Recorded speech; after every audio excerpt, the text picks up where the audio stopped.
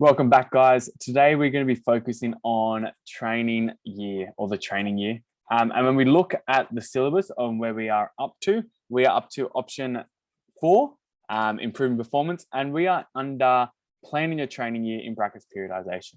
Now, there's going to be some videos based on the content that is the students learn about. And then the activities that are going to be described in this resource are also going to be developing students learn too. So the first circle on the left-hand side there is phases of competition is what we're going to be focusing here underneath periodization. That's what's going to be in the first video.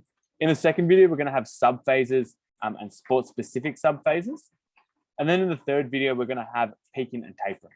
So take notes as you need, pause as you go, and then go from there, because this will help you to be able to develop and justify periodization charts of fitness and skill-specific requirements for a particular sport.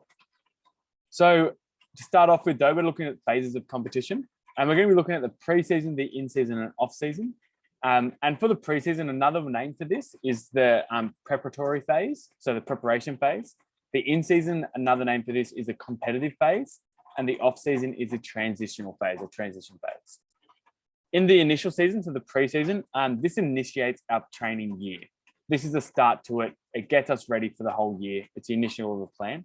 And this is where most of the physical preparation occurs. We talk about this section where we want to build fitness foundations, whether it be aerobic fitness, whether it be muscular endurance, whether it be muscular hypertrophy. This is the season where we want to start that. And that's where most of that chunk or that preparation for the season starts. So that fitness level is a foundation. We also want to do that in a way that develops and perfects skills that are related to a certain sport that we're doing.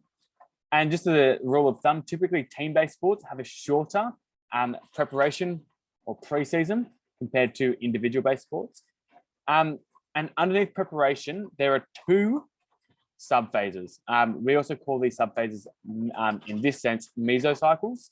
Mesocycles refer to just chunks of time. We're going to go over what that means later on, so don't stress, but it just means a chunk.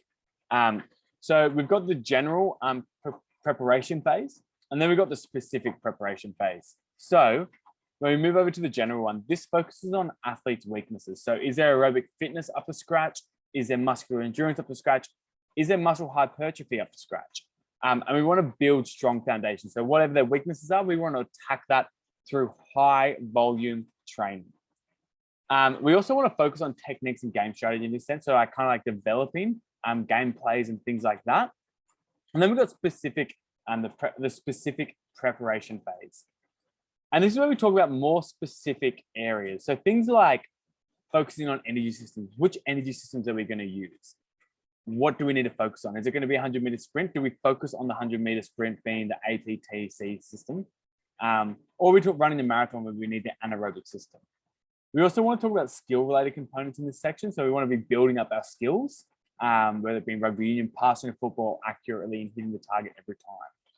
And we also want to talk about patterns of play.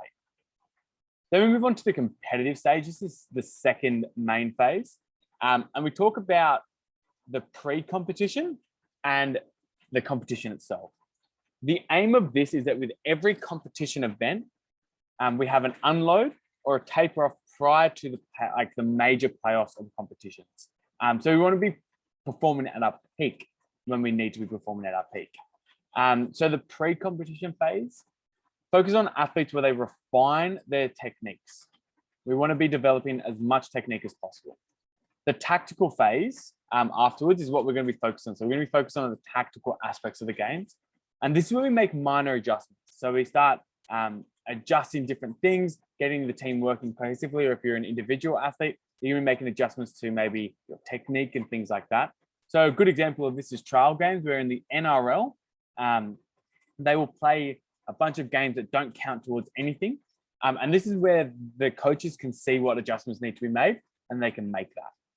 Then we go into the competition, and this can vary between a week, a couple of weeks, or 6 months. Typically, individual sports will have weeks at a time where they need to be in competition and have longer periods of rest, or months where you have team-based sports like the NRL that goes on for 6, 7, 8 months at a time. This is where the coach determines the volume and the intensity. And the aim is to maintain fitness. It's not to develop fitness, not to gain that much fitness. That may come naturally, but the aim isn't for that.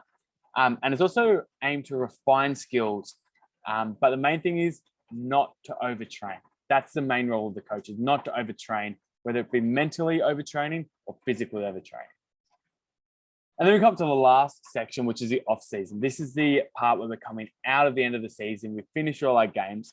And this is a section where athletes mentally and physically recover from the season's stresses. They need to do this through what we call active rest. And this is super important, where they will be having low volume of moderation intensity. So low volume and low intensity or moderate intensity activities. The idea is that we don't want to stop physical activity altogether. We just want to make it lower. So in this sense here, we're going to be talking about things that they can do that are less physically demanding. So different sports. Some people might be playing rugby league or rugby union or soccer during the season. And they might go play something like cricket, golf, lawn bowls in the off season. They're still being active, but it's not as physically demanding. They can also do this through recreational activities. So go back, take notes on what you need to take notes on. And then once you've done that, move on to the next section. Awesome.